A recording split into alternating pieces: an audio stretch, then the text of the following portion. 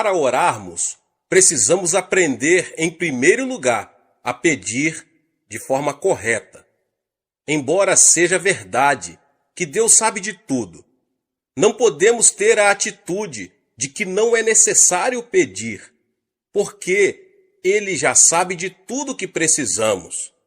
Algumas pessoas pensam que não precisamos pedir por causa do versículo de Mateus. Não vos assemelheis, pois a eles, porque Deus, o vosso Pai, sabe o de que tendes necessidade, antes que lhe o peçais. Mateus 6:8. Mas para entendermos corretamente esse verso, precisamos examinar seu contexto bíblico.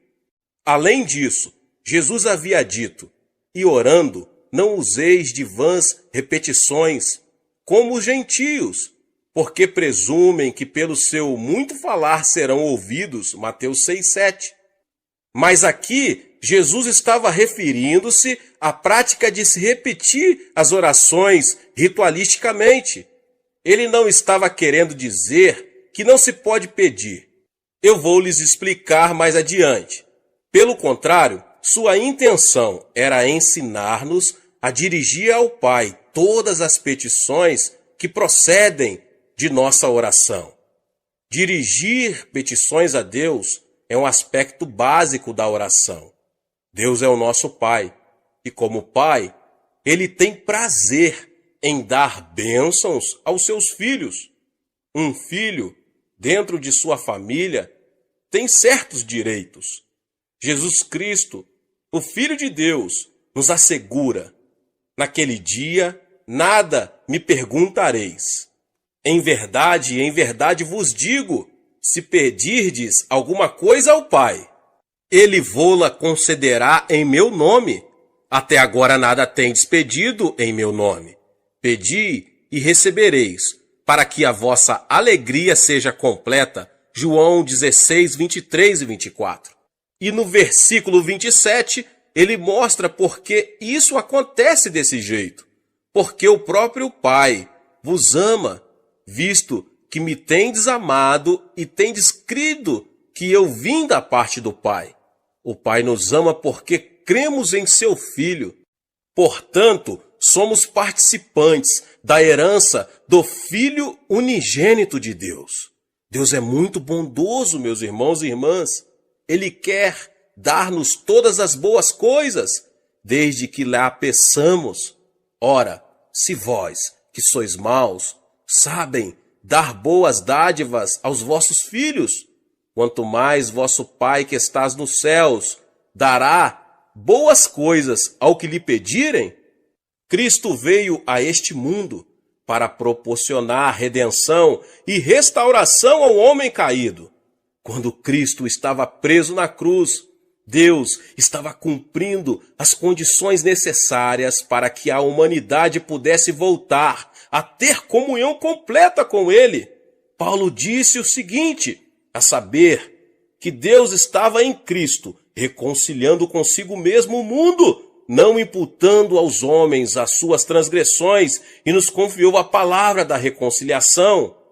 Com base na obra reconciliadora do Pai, todos nós temos a possibilidade de sermos salvos.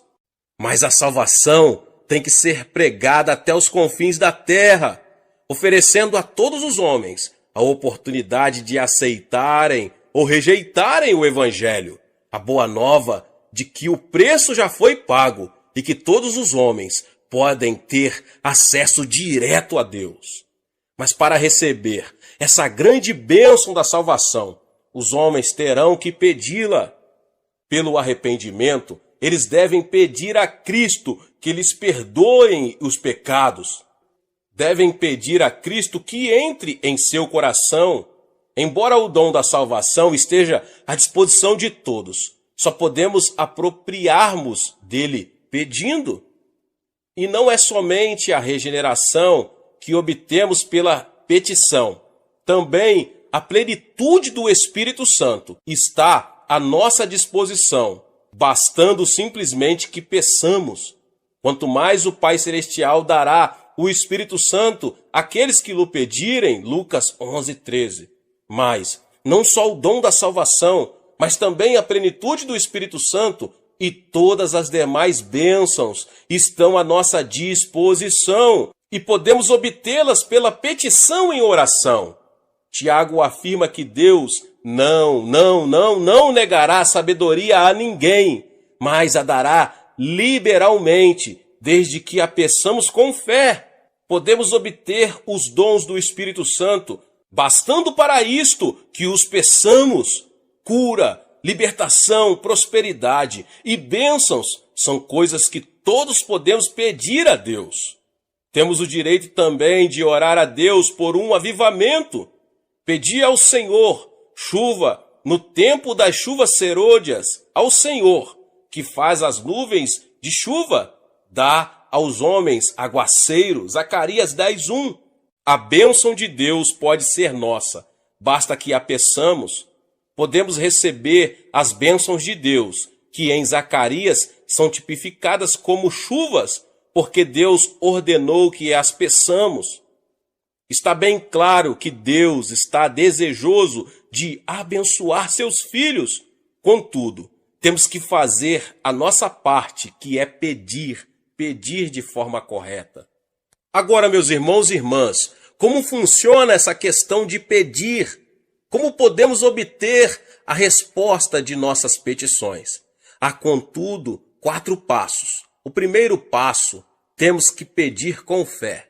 O simples fato de pedir alguma coisa a Deus não é garantia de uma resposta positiva.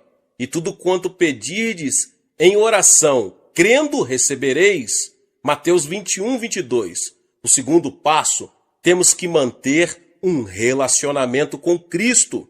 Se permanecerdes em mim e as minhas palavras permanecerem em vós, pedireis o que quiseres e vos será feito. João 15:7. Quando permanecemos em oração, desenvolvemos-nos espiritualmente, de modo que os desejos dele passam a ser os nossos. O terceiro passo, temos que ter a motivação correta. Pedis e não recebeis, porque pedis mal, para esbanjardes em vossos prazeres. Tiago 4:3. Sabemos que é desejo de Deus dar-nos boas coisas. Contudo, muito de nossos pedidos são inspirados por puro egoísmo. Deus quer que nossas petições tenham a finalidade de glorificá-lo. O quarto passo é, temos que pedir segundo a vontade de Deus. Será que isso quer dizer que teremos de procurar saber primeiro, antes de orar, se Deus quer que sejamos curados? Não. E é por isso que é tão importante conhecermos as Escrituras. A Bíblia nos diz qual é a vontade de Deus. Mas quando oramos, pedindo algo que Deus já nos prometeu, temos certeza de que oramos segundo a sua vontade. E esta é a confiança que temos para com Ele, que se pedirmos alguma coisa segundo a sua vontade, Ele nos ouve.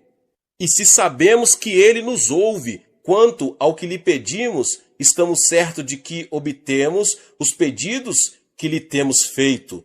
1 João 5, 14 e 15. Agora, meus irmãos e irmãs, como Deus responde às nossas petições? Deus responde às nossas petições segundo sua maneira própria de ser. Ele não se limita a nos dar exatamente aquilo de que precisamos. Ele nos dá em abundância. E o meu Deus, segundo a sua riqueza em glória, há de suprir em Cristo Jesus cada uma das vossas necessidades. Filipenses 4,19. Os recursos de Deus são ilimitados. Deste modo, Ele supre todas as nossas necessidades. Mas Deus não tem falta de bênçãos. Ele possui um depósito completamente cheio, meus irmãos e irmãs. Só precisamos saber como abrir esse depósito, aprendendo a pedir. Aprendi esses princípios bem no início de meu ministério. Estudei as Escrituras e descobri que Deus é bom. Iniciei meu ministério na região mais pobre da Coreia, numa época de séria depressão econômica em nosso país, logo após a Guerra da Coreia. Aprendi a jejuar, não porque fosse espiritual, mas porque não tinha nada para comer. E através da oração e da leitura da palavra de Deus, entendi que Deus não era o Deus apenas da Europa e dos Estados Unidos. Ele é o Deus de quem quiser aprender a confiar nele. Há uma experiência que já contei muitas outras vezes, mas sempre alguém que nunca ouviu. Se você não ouviu, ouça agora mesmo. Ela ilustra perfeitamente como podemos obter respostas de oração das mãos de nosso Pai Celestial. Quando iniciei meu ministério, ainda era solteiro e morava num pequeno cômodo. No inverno, eu me protegia do frio, enrolando-me com cobertores, pois não tinha nenhum outro meio de aquecimento. Comecei a pregar a mensagem da abundância de Deus, conforme havia nas Escrituras, e assim me vi num dilema. Se Deus era tão bom, se possuímos tantos e tão vastos recursos, por que eu era tão pobre? É uma pergunta que muitas pessoas estão fazendo, principalmente no país em desenvolvimento. Um dia, percebi que precisava de 3 coisas. Como não tinha um veículo para visitar os membros de minha igreja, precisava de uma bicicleta. Precisava também de uma escrivaninha, pois não tinha onde colocar a Bíblia. E resolvi pedir a Deus uma cadeira também, pois precisava dela para a mesa. Hoje, essas 3 coisas podem parecer insignificantes, mas há mais ou menos 25 anos eram coisas raras em nossa região. Contudo, com toda a confiança, pedi a meu Pai Celeste essas 3 coisas, uma cadeira, uma mesa e uma bicicleta. E apresentei essa mesma oração a Deus durante vários meses, achando que se repetisse continuamente, por fim, Ele me ouviria e me atenderia. Mas 6 meses depois, fiquei meio desanimado e fiz uma oração desalentado.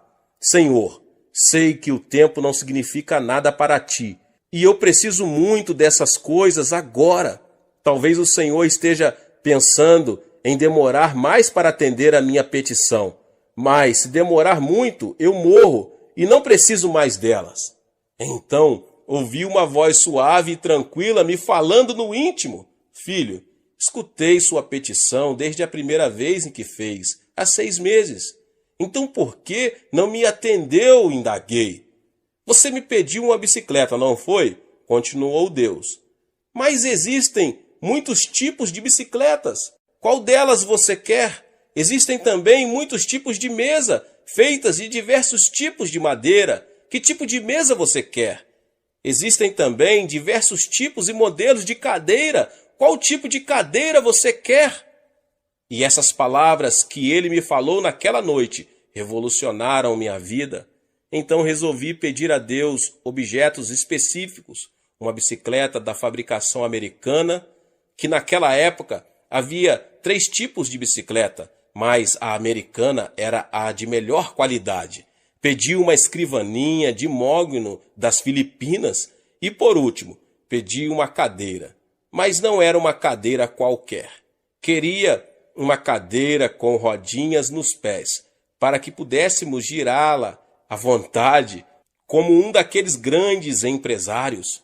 2 semanas depois, ganhei uma bicicleta americana, um pouco usada, e fora do filho de um missionário.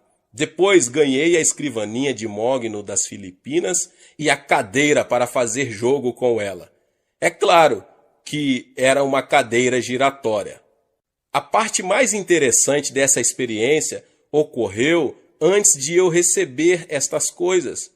Um domingo eu estava pregando sobre Romanos 4,17, como está escrito: por pai de muitas nações te constituí perante aquele no qual creu, o Deus que vivifica os mortos e chama à existência as coisas que não existem. No meio do sermão, eu me ouvi dizer com grande convicção: eu ganhei uma bicicleta, uma escrivaninha e uma cadeira. E em seguida pus-me a descrever cada um desses objetos. Depois do culto, 3 rapazes que hoje estão no ministério me procuraram e perguntaram: Pastor, será que poderíamos ver esses 3 grandes presentes que Deus lhe deu? Era bastante compreensível que eles estivessem curiosos, pois essas coisas eram muito incomuns naquela região. A caminho de casa comecei a me preocupar com o que ia dizer aqueles jovens quando vissem meu cômodo vazio. Assim que abri a porta, vi-os correr os olhos pelo aposento desprovido, procurando minha bicicleta, a cadeira e a mesa. Afinal, um deles disse: Pastor, onde estão? Indagou com expressão de espanto. Bem aqui, repliquei, apontando para o meu estômago. Deixe-me explicar fazendo uma pergunta. Continuei calmamente, admirado com minha resposta. Onde você estava antes de nascer? No ventre de minha mãe, respondeu um deles afinal. Certo, exclamei. E você já existia antes de nascer? Indaguei, vendo que um brilho começava a surgir no rosto deles. Já, claro que já existíamos no ventre de nossa mãe. Mas ninguém podia ver vocês, sorri. E eles disse qual era a minha condição naquele momento. Estou grávido também. Estou esperando uma cadeira, uma mesa e uma bicicleta de fabricação americana.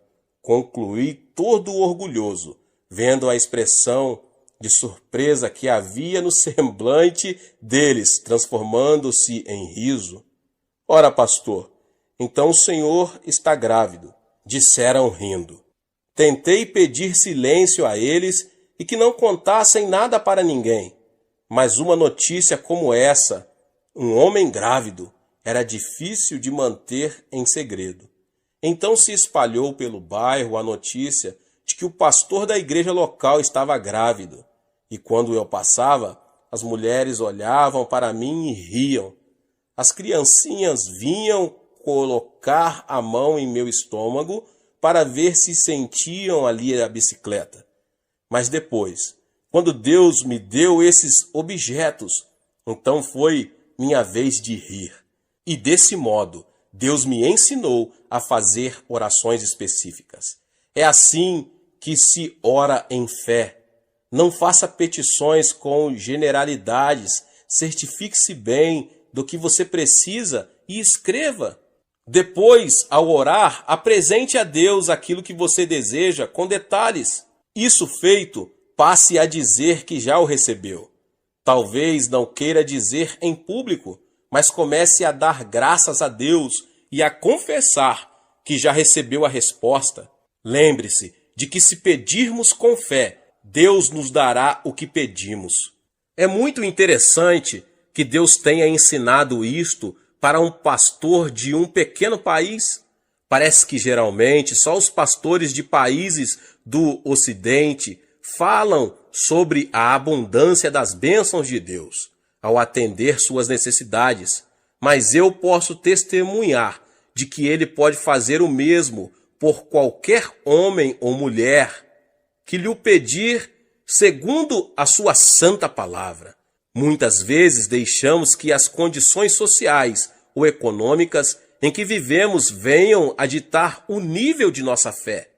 É por isso que devemos pedir a Deus que amplie nossa visão e nossos sonhos, já que estes são a linguagem do Espírito Santo. Tendo uma visão mais ampla, poderemos obter maiores bênçãos de Deus.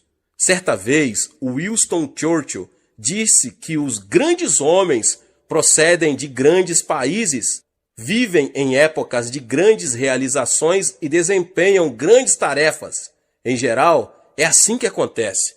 Contudo, meus irmãos e irmãs, Jesus Cristo, o Filho de Deus, veio de um país fraco e pequeno, Israel, e na época em que ele viveu, sua terra estava sob o domínio do Império Romano.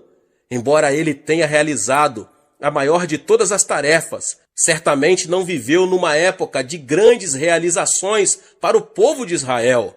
E, no entanto, ele constituiu o ponto central de toda a história. Não importa quem você é, você pode causar um grande impacto. Sua vida pode mudar seu país ou o mundo se você souber fazer a oração de petição. Deus deseja dar-nos muito mais do que imaginamos.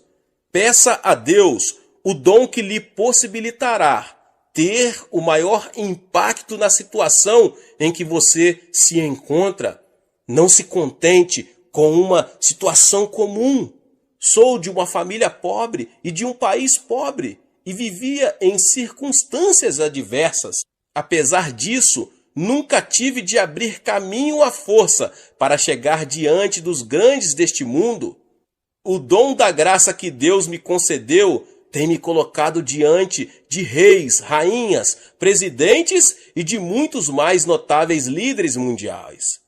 Se Deus fez isso por mim, pode fazer por você também. Mesmo que você, que agora ouve essa mensagem, vive num país pobre da América Latina, sua vida pode deixar uma marca profunda nesse país e no mundo. Onde quer que você esteja agora, Deus pode e quer usá-lo para ajudar a atear o fogo do avivamento que irá varrer a África, a Ásia, a Europa, a América.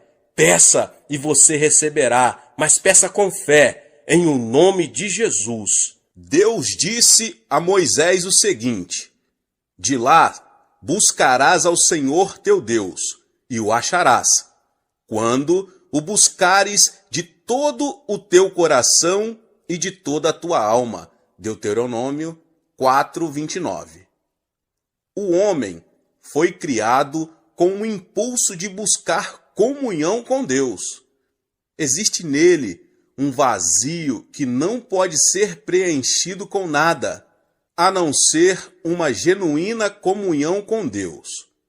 Por mais que ele adquira coisas, elas nunca poderão tomar o lugar dessa comunhão, que preenche a própria essência do ser, dando-lhe um objetivo para a vida e alimentando sua alma. Deus criou Adão e instilou nele o fôlego da vida. Ele foi um ser físico antes de ser espiritual.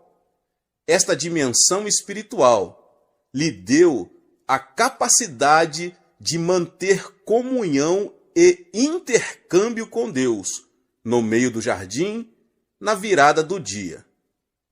Ao pecar, o homem perdeu essa possibilidade.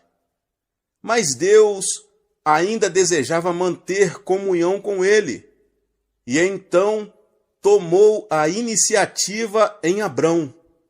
Este veio a ser o pai, Abraão, de todos os fiéis que iriam ter a oportunidade de manter comunhão com Deus. Mais tarde, Deus manifestou sua presença física na terra, através do tabernáculo de Moisés. Contudo, com poucas exceções, só o sumo sacerdote podia entrar na terceira divisão do tabernáculo, que era chamado o Santo dos Santos. No reinado de Davi, assim que ele foi aclamado rei de Israel, a primeira coisa que fez foi mandar trazer para o local de culto de Israel a Arca da Aliança, que era símbolo da presença de Deus.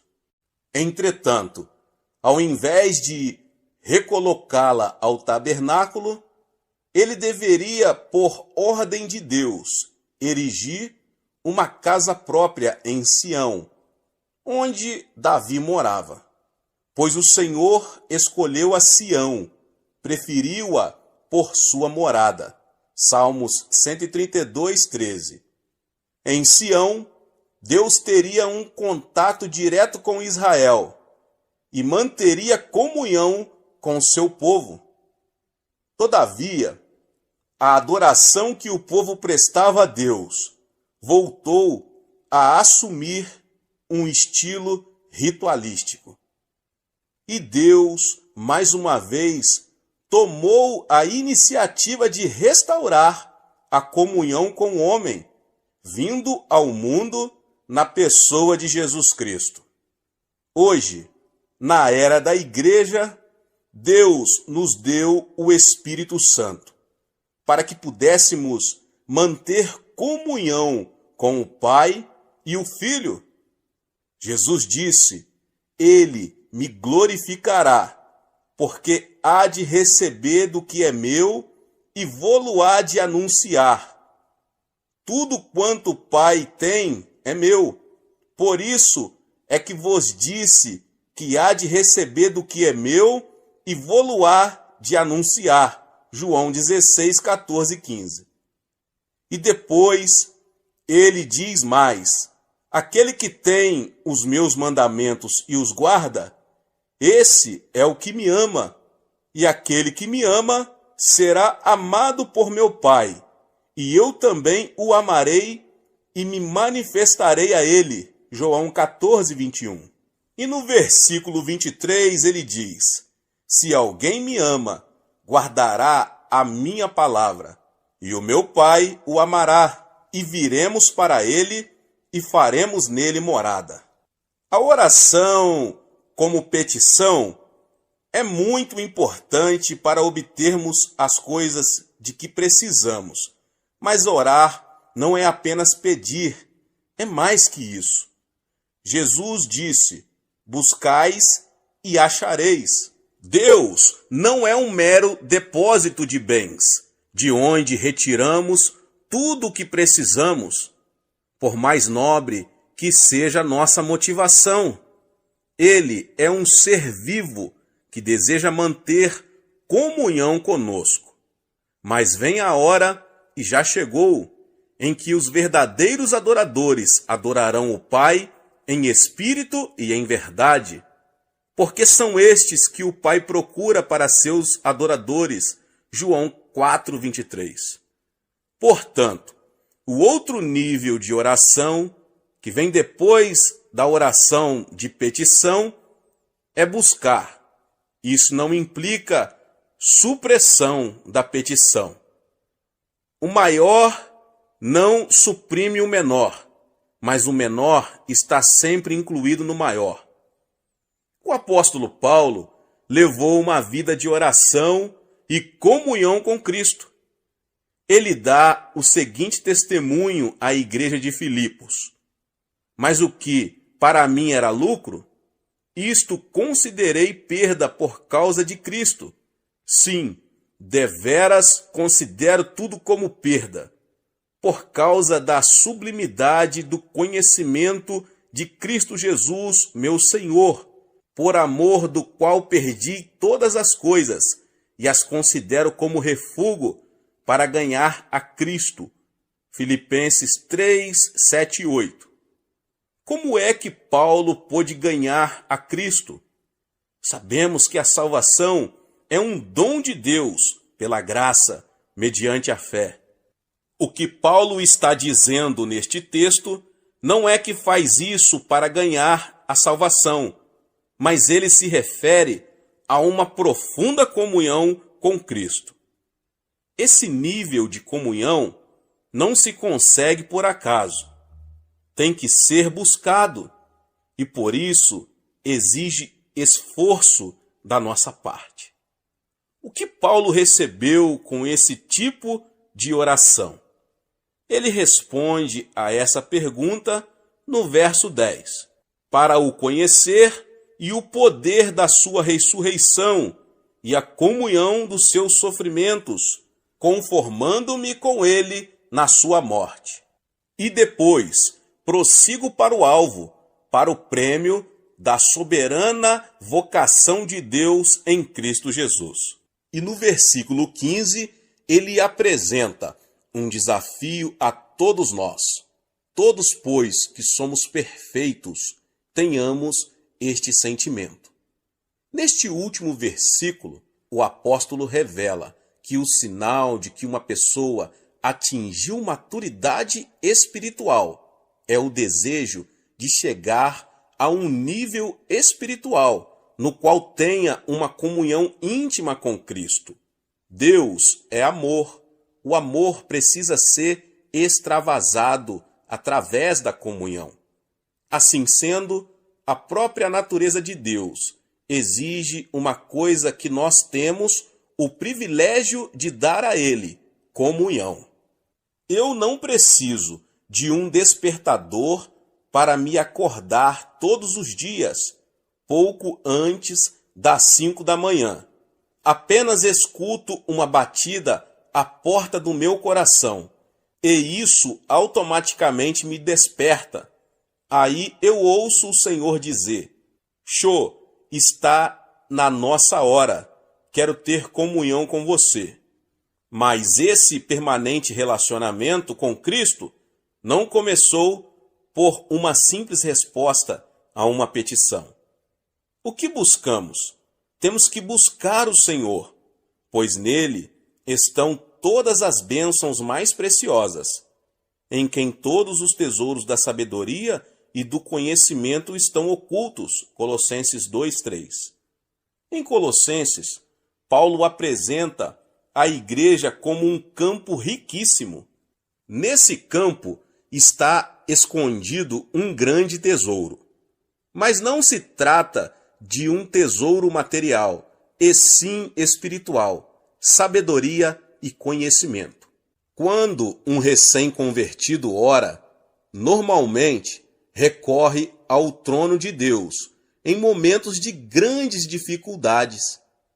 Assim sendo, buscam a Deus querendo alguma coisa. Isso é bom e é muito importante. Deus quer que peçamos a Ele as coisas. Contudo, algumas pessoas veem a Cristo apenas como se Ele fosse um armazém, aonde vão com uma lista de compras para obter bênçãos de que precisam. Entretanto, todos os grandes mistérios, os tesouros de conhecimento, a fonte da alegria total e completa, essência do amor, estão em Cristo, esperando-nos como um tesouro escondido. Os que forem sábios venderão tudo que possuem e comprarão o terreno para que possam adquirir aquele tesouro. Moisés afirmou o seguinte: as coisas encobertas pertencem ao Senhor, nosso Deus, porém as reveladas nos pertencem, a nós e a nossos filhos, para sempre. Deuteronômio 29:29. Existem coisas que todos podem ver nas Escrituras, mas Deus quer levar-nos a uma comunhão tão íntima com Ele, que Ele possa revelar-nos seus tesouros mais profundos de sabedoria e conhecimento. Um tesouro não teria valor algum se fosse de fácil acesso a todos. Assim também, o tesouro espiritual de Deus é alcançado pela busca em oração. Aprendi já há muitos anos que precisamos esforçar-nos para encontrar os tesouros que Deus deseja mostrar-nos. Eu amo os que me amam, os que me procuram me acham. Riquezas e honra estão comigo, bens duráveis e justiça. Melhor é o meu fruto do que o ouro refinado, e o meu rendimento melhor do que a prata escolhida. Provérbios 8, 17 ao 19. O crente preguiçoso não se dispõe a buscar e nunca penetra na plenitude das bênçãos que Deus deseja que ele receba. Para se viver à porta da casa do Senhor, é preciso muita disciplina e esforço. Lembre-se de que hoje sou pastor da maior igreja do mundo, com mais de 400 mil membros. Sou um homem extremamente atarefado. E porque é grande o número de pessoas que vêm à nossa igreja? Será por causa do sistema de grupos, grupo familiar ou células? embora esse sistema seja um meio muito eficaz, pelo qual a maioria dos membros da nossa igreja veio ao conhecimento de Cristo, não é a principal razão pela qual milhares de pessoas esperam em fila no domingo para conseguir lugar em um dos 7 cultos de nossa igreja. Elas vêm aqui para se alimentarem da carne da palavra de Deus. E de onde recebo minhas mensagens? Recebo-as do meu Senhor, em oração e íntima comunhão e união com Ele. Todos os crentes sábios devem ter como imperativo para a sua vida as seguintes palavras: ouvi o ensino, sede sábios e não o rejeiteis. Feliz o homem que me dá ouvidos, velando dia a dia as minhas portas, esperando as ombreiras da minha estrada. Porque o que me acha, acha a vida e alcança favor do Senhor. Provérbios 8, 33 ao 35. Se você não possui uma vida espiritual vibrante, é que ainda não aprendeu a buscar o Senhor. Se ao estudar a palavra de Deus, não recebe novas revelações da realidade espiritual, então é possível que ainda não tenha entrado na segunda fase da oração: buscai e achareis. Embora orar seja apresentar petições a Deus e buscá-lo numa dimensão de profunda comunhão, também é interceder junto a Ele no Espírito Santo. Então, a oração de intercessão é o terceiro nível de oração, no qual participamos da compaixão de Cristo por uma pessoa, uma circunstância, uma necessidade em alguma parte do mundo. A intercessão é o tipo de oração pelo qual podemos tornar-nos participantes dos sofrimentos de Cristo. Quando oro no Espírito Santo, sei que algumas dessas orações têm como objetivo pessoas e circunstâncias de outras partes do mundo. Posso não conhecer com exatidão os detalhes do problema, mas Ele conhece e me usa para orar até o fim, até eu ficar sabendo que Deus já atendeu a petição. Um amigo missionário narrou-me um fato miraculoso que mostra a importância da intercessão. Um grupo de missionários estava viajando num deserto da África. A certa altura, sobreveio-lhes um forte vendaval que os obrigou a mudar a rota. 2 dias depois, seu suprimento de água acabou.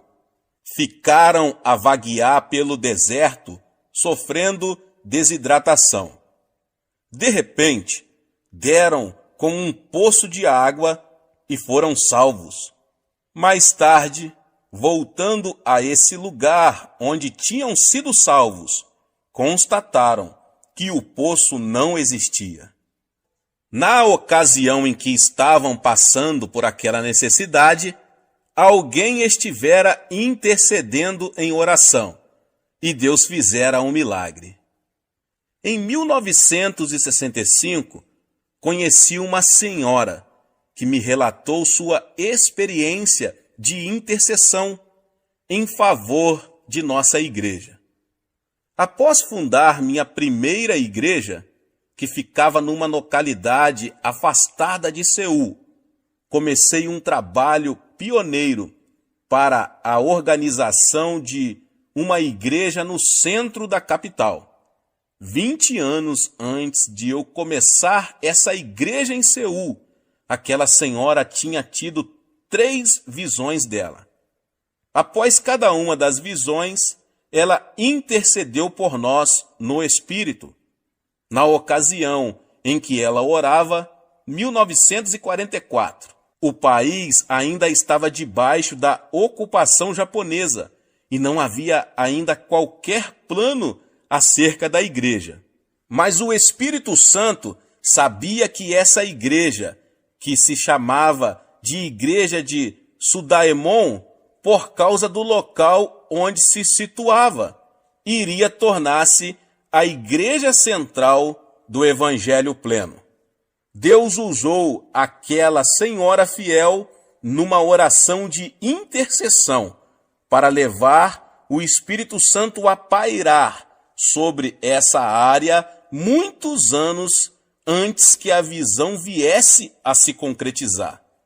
E quando o Espírito paira sobre uma região, ele tem consigo toda a dinâmica da vida, assim como uma semente, no plano material, tem consigo a vida e dá origem a ela. Esse ponto é muito importante, e por isso que desejo estender-me um pouco mais nele. Na concepção de uma criança, o óvulo da mãe e o espermatozoide do homem já trazem consigo um complexo código, que é, na verdade, uma estrutura básica do que aquele indivíduo será no futuro, determinado por esse código genético. Quando o Espírito Santo produz vida, grande parte da dinâmica dessa vida é determinada pela vontade de Deus e implementada pelo Espírito Santo. Em 1944, ninguém imaginava que no futuro Deus ergueria no centro de Seul uma igreja que seria o meio pelo qual toda a nação coreana iria receber o Evangelho. Mas o Espírito Santo sabia, pois conhece a mente de Deus. Por isso, ele despertou uma fiel intercessora que iria orar no Espírito 20 anos antes de tornar-se evidente a realidade pela qual intercedia. Essa senhora viu a igreja, viu que ela seria a maior igreja do mundo. Ela teve a mesma experiência de Simeão e Ana, em Lucas, no capítulo 2. Eles reconheceram que a criança que se achava diante deles naquele momento e que tinha apenas 8 dias de nascida, seria o Messias de Israel. Agora, quais são as qualidades de um intercessor? Simeão constitui um exemplo perfeito das qualidades que o intercessor deve possuir. Em primeiro lugar, ele era um homem de oração. A pessoa que quiser entrar no ministério de intercessão tem que ser dedicada à oração. Em segundo lugar, ele era paciente. A Bíblia diz que Simeão aguardava a consolação de Israel, enquanto a maioria das pessoas aguardava uma solução política. Ele sabia que a solução para o problema do povo de Israel seria espiritual. Assim sendo, poderia esperar muitos anos para ver a resposta de suas orações. Em terceiro lugar, ele era cheio do Espírito Santo. Só uma pessoa que possui o Espírito Santo pode suportar o peso da oração da intercessão. Em quarto lugar, ele confiava. Simeão tinha recebido a revelação de que veria a resposta de suas orações antes de morrer. Então ele passou a ir ao templo todos os dias, fielmente, durante anos e anos, até que chegou finalmente a ocasião em que Cristo foi apresentado ali. Em quinto lugar, ele era um homem de visão. A profecia que ele fez sobre o Cristo menino deixou José e Maria maravilhados. Portanto, ele estava enxergando a realidade de Cristo, mais do que a própria mãe dele e do que o pai adotivo. Antes do nascimento de Cristo, o Espírito Santo tinha levantado 2 intercessores fiéis. Eles passaram muitas horas jejuando e orando sobre a vinda do Messias. E Deus permitiu que vivessem até ver a resposta de suas petições. Desse modo, seu ministério de intercessão foi registrado para sempre nas Escrituras. A oração de intercessão é necessária para o cumprimento da vontade de Deus. Isso não quer dizer que Deus seja capaz de realizar sua vontade sozinho, mas Ele resolveu incluir nossa participação na realização dela. Assim sendo, aqueles que assumem o ministério de intercessão, na verdade, se tornam partes integrantes da realização dos planos e propósitos de Deus. Agora, por que a intercessão é necessária? Antes de analisarmos a necessidade da intercessão, devemos ver o que nós, discípulos de Cristo, somos nessa terra. Nós somos o sal da terra, Mateus 5,13. O sal dá sabor aos alimentos, aos quais é adicionado. Jó disse o seguinte: comer-se-á sem sal o que é insípido? Jó 6,6. A igreja deve ter na terra a mesma função do sal. Nossa presença na terra impede que Deus destrua este mundo pecaminoso, como destruiu Sodoma e Gomorra. Assim, Ele coloca sobre nós a responsabilidade do retardamento do juízo final, dando mais tempo aos homens para que aceitem ou rejeitem a Jesus Cristo como Salvador.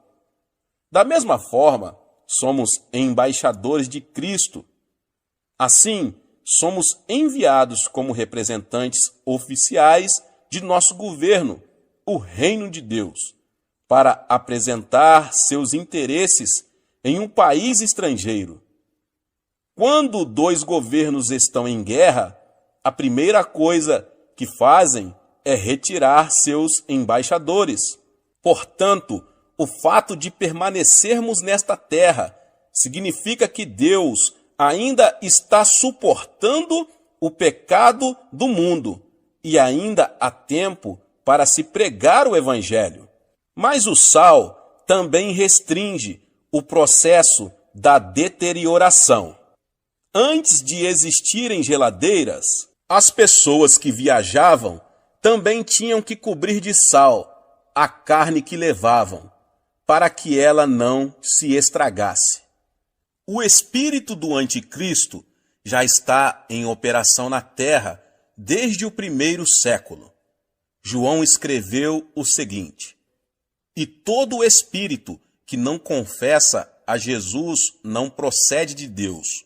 Pelo contrário, este é o espírito do anticristo, a respeito do qual tendes ouvido que vem e presentemente já está no mundo.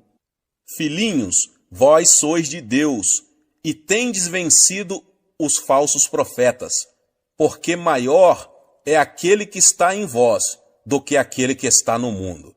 1 João 4, 3 e 4. O espírito do anticristo, que é o espírito do desrespeito às leis, está operando com uma influência cada vez maior no mundo. Eventualmente, esse espírito produzirá o anticristo em pessoa. Por meio da igreja, o Espírito Santo está detendo essas forças contrárias a Deus, até que essa força positiva seja removida da terra. À medida que vamos amadurecendo no cristianismo, começamos a compreender que ser crente não é apenas um privilégio, mas também constitui uma responsabilidade. E sendo a principal barreira que impede a expansão da influência de Satanás no mundo, precisamos entender bem a importância da oração de intercessão. Se não entendermos claramente nossa condição de sal da terra e por negligência permitimos que o mal assuma o controle das circunstâncias naturais prevalentes em nosso país, então o sal terá perdido seu sabor. Naquela ocasião, Jesus disse: para nada mais presta, senão para ser lançado e ser pisado pelos homens. Nós fomos chamados por Deus também para sermos um reino de sacerdotes. E como corpo sacerdotal de reis, recebemos a autoridade. A tarefa do sacerdote do Antigo Testamento era interceder pelo seu povo diante do propiciatório. Assim também, em nossas orações de intercessão, exercemos nosso papel de sacerdotes do Novo Testamento, tomando posição na brecha, clamando pelas necessidades do povo de Deus. Deus determinou que seus filhos governem conjuntamente com Cristo. Ele não governa sobre nós, eximindo-nos de responsabilidades, mas ele nos delegou a autoridade para assisti-lo em seu governo na terra. E pôs todas as coisas debaixo dos pés, e para ser o cabeça sobre todas as coisas, o deu à igreja, a qual é o seu corpo, a plenitude daquele que a tudo enche todas as coisas. Efésios 1, 22 e 23. E no capítulo 2, Paulo amplia sua explanação de nosso papel como governantes, e juntamente com ele nos ressuscitou e nos fez assentar nos lugares celestiais em Cristo Jesus. No exercício da autoridade espiritual, o conhecimento e sabedoria humanos que possuímos são vivificados pelo Espírito Santo, mas possuímos também conhecimento espiritual, que ultrapassa nosso conhecimento natural. Esse tipo de conhecimento nos é dado pelo Espírito Santo. O texto do Antigo Testamento, mais citado no Novo, é o Salmo 110. Vamos analisar atentamente este salmo para vermos como nossa autoridade pode ser empregada na oração de intercessão. Disse o Senhor ao meu Senhor: assenta-te à minha direita, até que eu ponha os teus inimigos debaixo dos teus pés. O Senhor enviará de Sião o cedro do seu poder, dizendo: domina entre os teus inimigos. Apresentar-se-á voluntariamente o teu povo no dia do teu poder, com santos ornamentos, com o orvalho emergindo da aurora, serão os teus jovens. O Senhor jurou e não se arrependerá. Tu és sacerdote para sempre, segundo a ordem de Melquisedeque. O Senhor, à tua direita, no dia da sua ira, esmagará os reis. Ele julga entre as nações, enche-as de cadáveres, esmagará cabeças por toda a terra. De caminho, bebe na torrente e passa de cabeça erguida. Nesse importante salmo, Cristo é apresentado como o supremo governante da terra e como sumo sacerdote, segundo a ordem espiritual de Melquisedeque. O autor do livro de Hebreus amplia mais o papel de Cristo como sacerdote espiritual, vivendo para sempre para interceder por eles. O governo de Cristo se revestirá de características bem peculiares, pois que governará sobre seus inimigos. Davi, quando era rei, no meio de seus inimigos, possuía um trono físico. Assim também, Cristo, que se acha no pleno controle de tudo, sem contudo possuir os tronos físicos do poder terreno. Assim sendo, a maneira pela qual o mundo experimenta o domínio de Cristo nas atuais circunstâncias é pelo exercício da autoridade da igreja.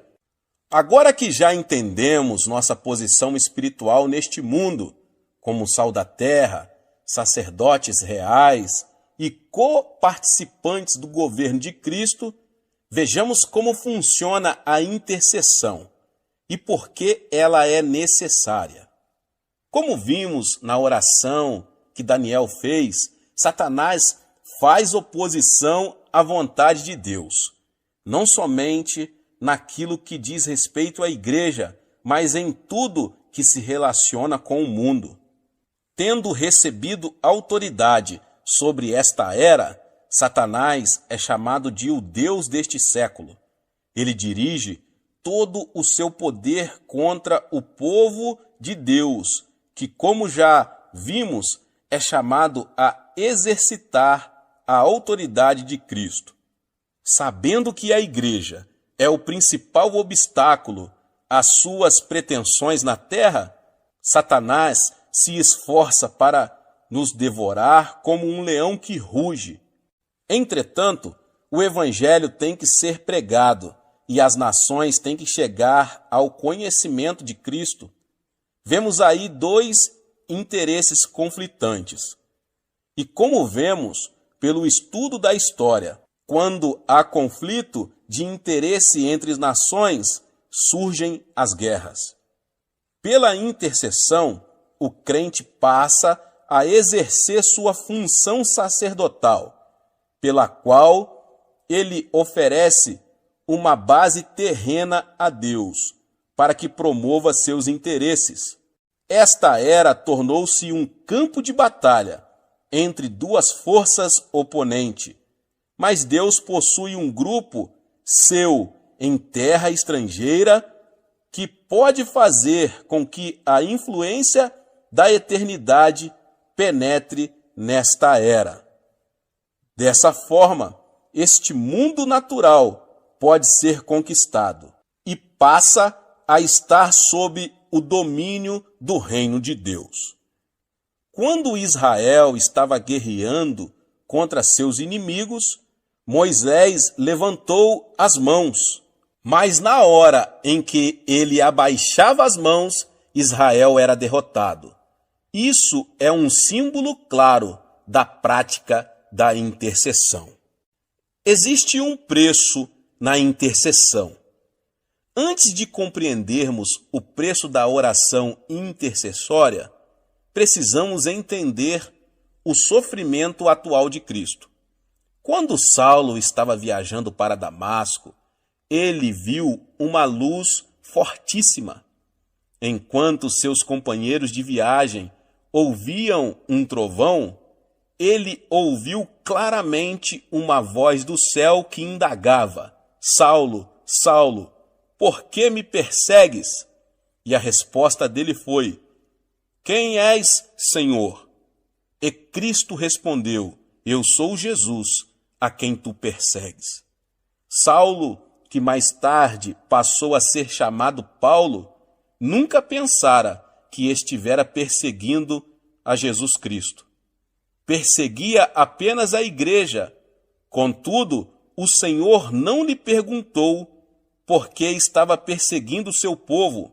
Perguntou por que Paulo perseguia a ele.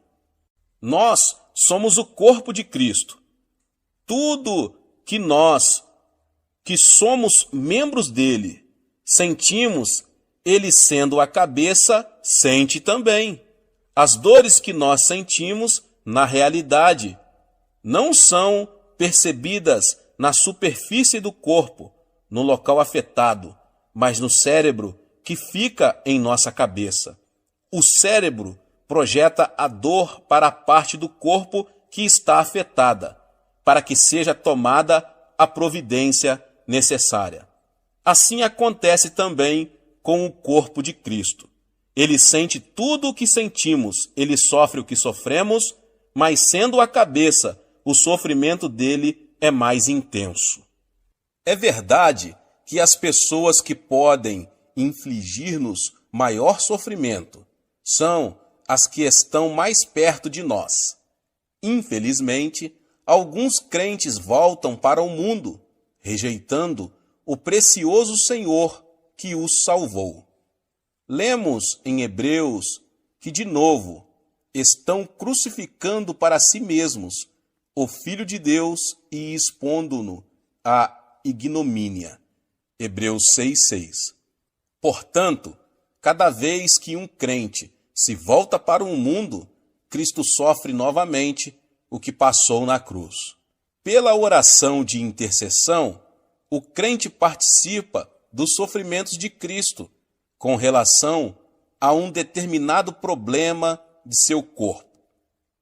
Certa ocasião, um pregador estava dirigindo uma campanha evangelística em larga escala na África. Um dia, ele acordou no meio da noite em prantos. Começou a orar e viu-se repetindo várias e várias vezes um nome desconhecido. Horas depois, o fardo da intercessão se desfez, depois de ele haver orado muito tempo em meio à grande agonia. Então, ele encerrou sua oração. No dia seguinte, ele viu nos jornais um relato muito estranho. Naquela noite, um povoado, cujos habitantes eram cristãos, tinha sido massacrado. O nome do povoado era o mesmo que ele estivera falando na noite anterior, e pelo qual chorava. Cristo sofrera a dor de seu povo, mas encontrara alguém que estava disposto a participar de seu sofrimento e de interceder no Espírito. Paulo escreveu o seguinte: para o conhecer e o poder da sua ressurreição e a comunhão dos seus sofrimentos. Filipenses 3:10. Nesse versículo, Paulo demonstra que não apenas quer gozar do poder da ressurreição de Cristo, mas também está disposto a ter comunhão com ele em seus sofrimentos.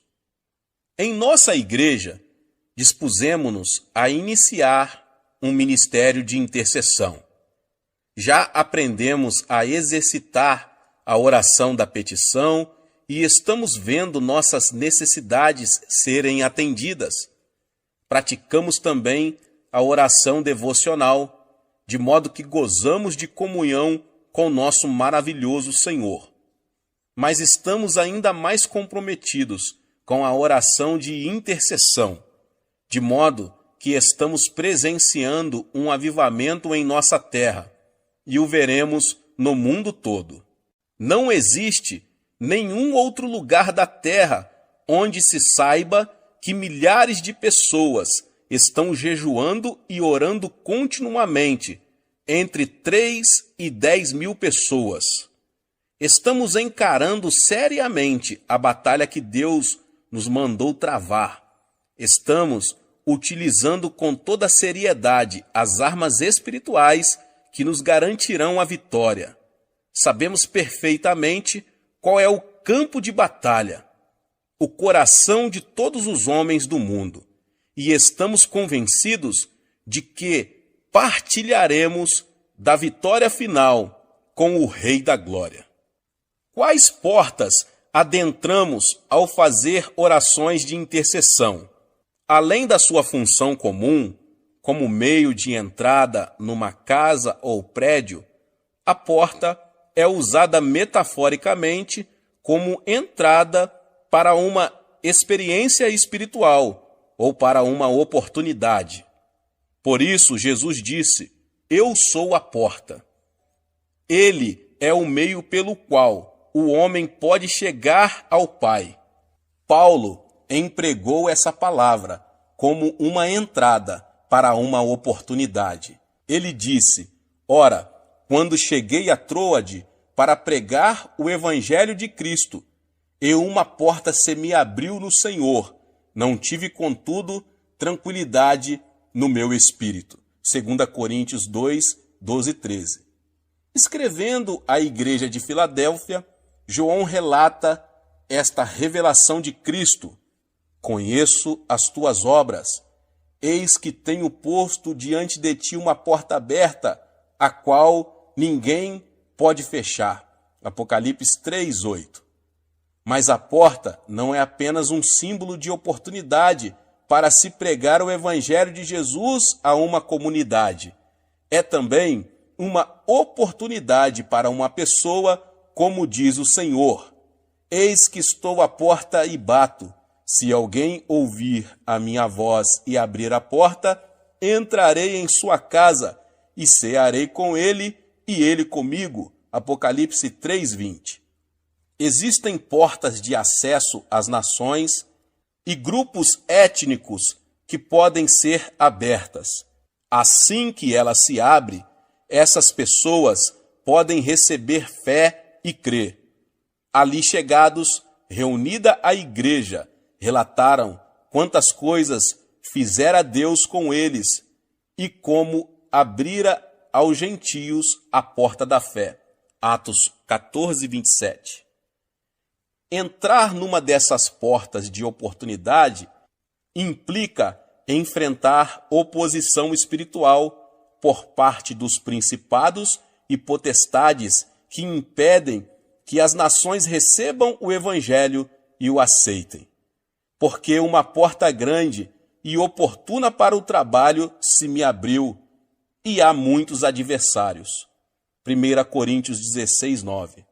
Somente o Senhor Jesus Cristo pode abrir uma porta que está fechada para o evangelho.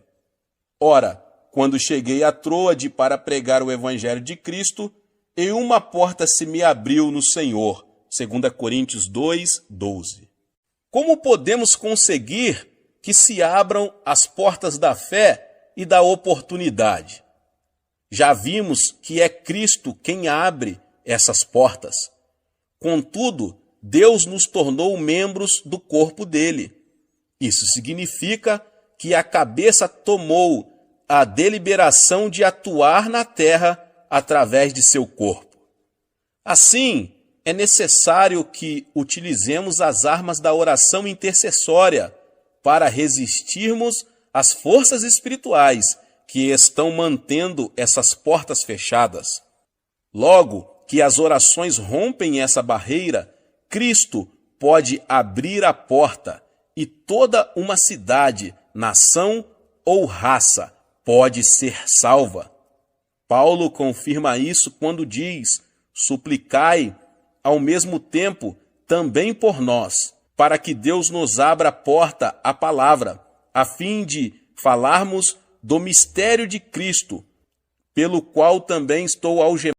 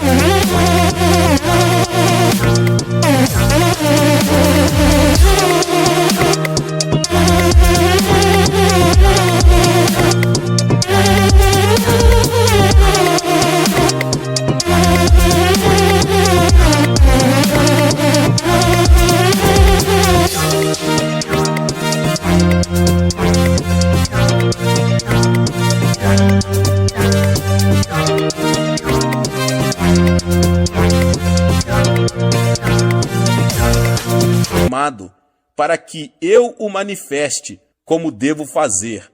Colossenses 4:3 e 4. E Cristo não quer abrir apenas as portas da oportunidade para que o seu povo possa pregar o evangelho. Existem portas de revelação e conhecimento que também podem ser abertas. Jesus repetiu muitas vezes a seguinte frase: quem tem ouvidos, ouça. Essa afirmação, dirigida às igrejas do Apocalipse, nos capítulos 2 e 3, nos mostra que muitas vezes não entendemos o que ouvimos. É preciso que a porta do entendimento seja aberta para que nossa mente compreenda o que Deus deseja revelar-nos. Depois destas coisas, olhei, e eis não somente uma porta aberta no céu, como também a primeira voz que ouvi, como de trombeta, ao falar comigo, dizendo: sobe para aqui, e te mostrarei o que deve acontecer depois destas coisas. Imediatamente eu me achei em espírito. Apocalipse 4, 1 e 2. Vimos no livro de Atos que Deus pode abrir uma porta de oportunidade e mantê-la aberta para que preguemos o evangelho sem empecilhos. Paulo tinha sido acusado formalmente e conduzido a Roma, que naquela época era o centro da pecaminosidade. Ele orou e pediu a outros que intercedessem por ele. Por fim, abriu-se ali uma porta, pois 2 anos permaneceu Paulo na sua onde recebia todos os que o procuravam, pregando o reino de Deus e com toda a intrepidez, sem impedimento algum, ensinava as coisas referentes ao Senhor Jesus Cristo. Atos 28, 30 e 31. E assim termina o livro de Atos. É importante observar que o Espírito Santo encerra o livro, como que deixando uma porta aberta. Naturalmente, muita gente sabe que o livro não tem um fecho gramatical bem definido.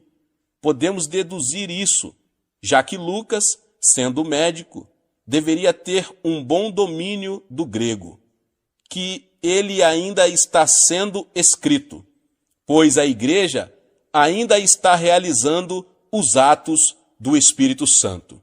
Embora saibamos que, ao final, Paulo foi executado, o fato é que a história oficial da igreja primitiva conclui com uma nota positiva.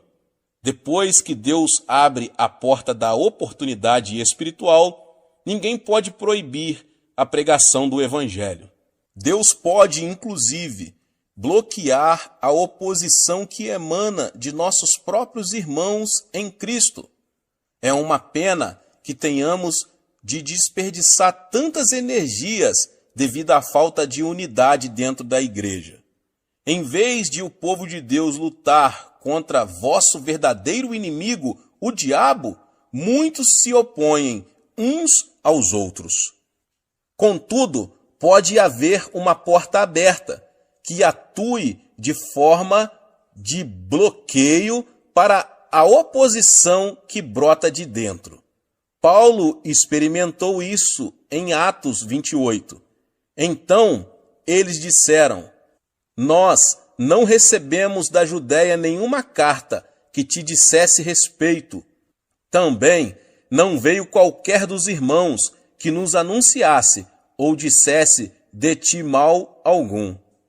Portanto, está claro que o que os crentes do mundo inteiro precisam entender e começar a fazer é atuar nesse terceiro nível da oração, a intercessão. Bata e a porta se abrirá. Como já afirmei, não podemos fazer uma distinção muito exata entre os 3 tipos de oração. Podemos fazer petições, ter comunhão e intercessão no mesmo momento de oração. É difícil interceder sem ter comunhão com Cristo. Nossas petições serão mais eficazes na comunhão. E a intercessão implica fazer petições e ter comunhão. Contudo, se entendermos mais claramente esses 3 tipos de oração, poderemos orar com maior eficiência. Quando novos convertidos, encaramos a oração como um meio pelo qual podemos receber bênçãos de Deus. Com o passar do tempo, vamos amadurecendo espiritualmente e desejamos mais que isso. Agora, nossa experiência já não possui mais aquele forte sabor de novidade e podemos até pensar que estamos nos afastando da fé, o que está acontecendo na verdade é que estamos sendo desmamados e já nos encontramos preparados para ingerir alimento sólido.